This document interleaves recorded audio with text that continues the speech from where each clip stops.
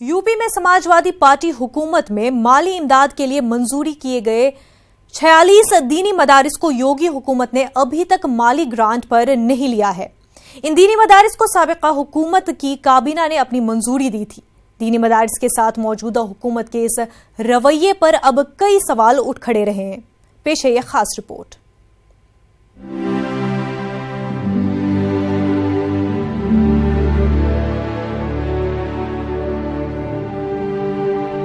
UP की साबिका Samajwadi party हुकूमत ने रियासत के 145 दीनी मदारिस को सरकारी ग्रांट पर लेने का फैसला किया था। इनमें 99 दीनी मदारिस को फौरी तौर पर माली इमदाद जारी भी कर दी गई थी, लेकिन इसी दरमियान यूपी में हुकूमत बदल गई। बाकी बचे 46 दीनी मदारिस आज भी सरकारी ग्रांट का इंतजार कर रहे हैं। देखिए 46 तो जिनको कैबिनेट ने 145 को पास किया था और वो एक तरह से सारे 2003 तक के, तो उसमें से 2 राउंड में 99 मदरसे लिए गए और बाकी को ये हुआ कि ये मानक पूरा नहीं करते हैं। ये मानक जब पूरा कर लेंगे ले लिए जाएंगे, लेकिन उसी बीच में सरकार चली गई तो बात वहीं की वहीं रुक गई जहाँ थी।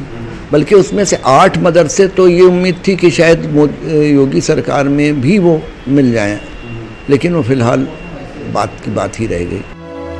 दीनी मदारिस के जिम्मेदारों का कहना है कि योगी हुकूमत के आने से रियासत के इमदाद याफ्ता दीनी मदारिस का तालीमी निज़ाम बुरी तरह से मुतासिर हुआ है। जब से ये सिलसिला शुरू हुआ है तब से न सिर्फ तालीमी निज़ाम मुतासिर हुआ है, बल्कि तमाम मदारिस का जो अपना एक आज़ाद फैसला हुआ करता था हुकूमत के तमाम कवानीन के दायरे में, उनमें काफ़ी जो है वो फ़र्क पड़ा है। बहुत सारी चीज़ों में मदाखलतें बेजा हो रही हैं, कोई फ़र्क नहीं पड़ता है कि छुट्टियां मसलन कब होंगी, क्या होगा। आपका ये जो बोर्ड है अरबिक एंड पर्शियन बोर्ड, इसमें बहुत सारी चीज़ें ऐसी हैं जो समझने वाली हैं, जिसको हुकूमत के अफराद जो है वो नहीं हुक्काम है वो नहीं समझ पाते हैं। इन दिनों योगी हुकूमत की तरफ से इमदाद याफ्ता दीनी मदारिस पर नई शर्तें आयद की जा रही हैं। दीनी मदारिस का कहना है कि जिस तरह से मदारिस में हुकूमत की मदाखलत बढ़ रही है, ऐसे में मदारिस का तालीमी निज़ाम चलाना रोज बरोज मुश्किल होता जा रहा है। न्यूज़ 18 के लिए इलाहाबाद से मुश्ताक आमिर की रिपोर्ट। नाज़रीन, आपको एक बार फिर बता दें कि यूपी के ललितपुर से इंतहाई अफसोसनाक खबर आ रही है। एक बाप ने अपनी 3 बेटियों को बेरहमी से कत्ल कर दिया। मासूम बेटियों को पहले लोहे की रॉड से पीटा, जिसकी वजह से 2 बेटियों की तो मौके पर ही मौत हो गई और एक बेटी इलाज के दौरान हलाक हो गई। बताया जा रहा है कि जालिम बाप ने कत्ल करने के बाद मासूमों की लाश को जलाने की कोशिश भी की। मुलजिम बाप को गिरफ्तार कर लिया गया है। ललितपुर से हमारे नुमाइंदे अभय हमारे साथ इस वक्त जुड़ चुके हैं। अभय, क्या कुछ है पूरा मामला? जी, मैं बता देना चाहता हूं कि ये पूरा मामला ललितपुर थाना बानपुर के अंतर्गत बीर गांव का है, जहां एक पिता ने अपनी ही बेटियों के लिए पहले न केवल उनके लिए 2 बेटियों के लिए रॉड से पीटा और फिर उनको जो है जब उनका वो खत्म हो गई तो उनको जलाने की कोशिश की गई। इसके साथ ही एक बेटी को भी बुरी तरह से इस जालिम पिता ने घायल कर दिया और जिसकी अस्पताल में उपचार के दौरान मौत हो गई। और अब इस पिता के लिए पुलिस ने घटना के बाद गिरफ्तार कर लिया है। जी, अब है गिरफ्तार कर चुके हैं वो पिता को, और क्या कुछ जानकारी मिल पाई है? जी, आखिर वजह क्या रही है इन कत्लों की? जी, इस मामले में हमारी ललितपुर के पुलिस अधीक्षक से बात हुई है। उनका कहना है कि जो शुरुआती तौर पर जो जानकारी हासिल हो रही है उसके मुताबिक ये पिता शराब का आदी बताया जा रहा है और शराब के नशे में ही इसने पूरी घटना को अंजाम दिया है। जी, तो यही साफ बताया जा रहा है कि शराब के नशे में पिता ने 3 बेटियों का कत्ल कर दिया। क्या उस वक्त घर पर और कोई भी मौजूद नहीं था? जी, ये पिता शराब का आदी है और करीब 1 सप्ताह पूर्व इसका अपनी पत्नी से भी जो है इसी शराब की वजह से विवाद हुआ था और वो 2 बच्चियों को अपने साथ लेकर मायके चली गई थी और 3 बच्चियां इस पिता के पास थीं और जो है आज जिनका इसने बड़ी ही बेरहमी से कत्ल कर दिया। जी, अबे बहुत बहुत शुक्रिया आपका तफसीलात फराहम करने के लिए।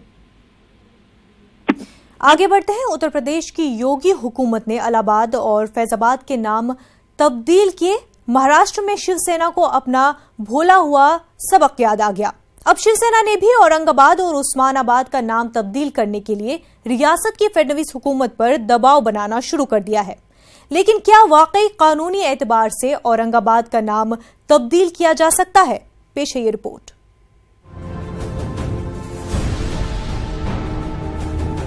शिवसेना सुप्रीमो बाल ठाकरे ने सन 1988 में एक जलसे में तारीखी शहर औरंगाबाद का नाम संभाजी नगर करने का ऐलान किया था, लेकिन बाल ठाकरे की जिंदगी में इनका ये ख्वाब पूरा नहीं हो सका। अब उत्तर प्रदेश की योगी हुकूमत ने जैसे ही चंद शहरों का नाम तब्दील किया, पिछले 30 वर्षों से औरंगाबाद शहर पर राज करने वाली शिवसेना को जैसे अपना भूला सबक याद आ गया। शिवसेना ने रियासत की फडणवीस हुकूमत पर दबाव बनाना शुरू कर दिया। MIM का कहना है कि शहर को संभाजी से मंसूब करना खुद संभाजी महाराज की तौहीन के मुतरादिफ होगा। जब उनका हो सकता है हमारा क्यों नहीं? ठीक है, धार्मिक स्थल इलाहाबाद का प्रयागराज हो सकता तो फिर हमारा संभाजीनगर क्यों नहीं हो सकता? जो माननीय बाला साहब ठाकरे जी ने 8 मई 1988 में था उसकी घोषणा की थी। कुछ लोग उसमें राजनीति करना चाहते हैं, राजनीति ना करें। हमारा यही कहना है कि जिस संभाजी नगर का नाम देना चाह रहे हैं औरंगाबाद शहर को, संभाजी महाराज कौन थे ये शायद शिवसेना को पता नहीं है। बहुत महान शख्सियत थी और उसका नाम एक ऐसे शहर को देना चाह रहे हैं जिसकी आज पहचान कचरे से हो रही है। जहां जहां पर भी कचरे का जिक्र होता है वहां पर औरंगाबाद का नाम लिया जाता है। सरकार किसकी है? प्रशासन किसका है? पिछले 25-30 साल से यही लोग यहां पर बैठे हुए हैं। आज औरंगाबाद शहर की हालत क्या हो गई है आप देख सकते हैं। औरंगाबाद शहर का नाम तब्दील करने का मुद्दा शिवसेना के लिए हमेशा अना का मसला बना रहा।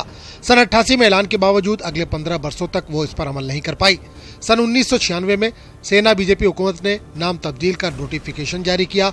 उस वक्त के कॉर्पोरेटर मुश्ताक अहमद ने इसे हाईकोर्ट में चैलेंज किया। हाईकोर्ट ने पिटीशन को मुस्तरद किया तो ये मामला सुप्रीम कोर्ट तक पहुंचा। सुप्रीम कोर्ट ने इस मामले पर स्टे देते हुए जो रिमार्क किए थे, खुद सुनिए आप मुश्ताक अहमद की जुबानी। सुप्रीम कोर्ट ने सरकारी वकील से पूछा, क्या तुम्हारी गवर्नमेंट को कोई डेवलपमेंट का काम बचा नहीं है जो सिर्फ शहरों के नाम बदल रहे हैं? तो आप लोग अच्छे डेवलपमेंट के काम करो, अच्छे काम करो, और शहरों के नाम बदलने का इतना ही शौक है तो एक नया शहर बसाओ और उसको नाम दो। औरंगाबाद तब्दीली नाम के मामले पर सुप्रीम कोर्ट का स्टे है। खुद सेना लीडरान भी इसका एतराफ करते हैं। इसके बावजूद इनका दावा है कि औरंगाबाद शहर का नाम तब्दील करके रहेंगे, जबकि पिटिशनर मुश्ताक अहमद का कहना है कि ऐसी सूरत में वो कानूनी लड़ाई के लिए तैयार है।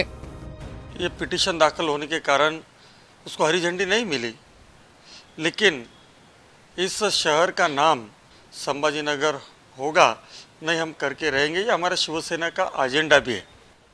शहरों के नाम बदल देना कोई अच्छी बात नहीं है, क्योंकि किसी भी शहर का नाम ये उस शहर के कल्चर से जुड़ा होता है और इस मुल्क के कानून ने कल्चरल हेरिटेज के प्रोटेक्शन का वादा किया है। औरंगाबाद तब्दीली नाम के मामले पर शिवसेना की कोशिश को वोट बैंक की सियासत से जोड़कर देखा जाता है। सेना के करीबी हलीफ बीजेपी भी इस मामले में इसके साथ खड़ी नजर नहीं आती। ऐसे में शिवसेना की तब्दीली नाम की ख्वाहिश वाकई पूरी हो पाएगी ये कहना दुश्वार है। न्यूज़ 18 उर्दू के लिए औरंगाबाद से अजहरुद्दीन की रिपोर्ट।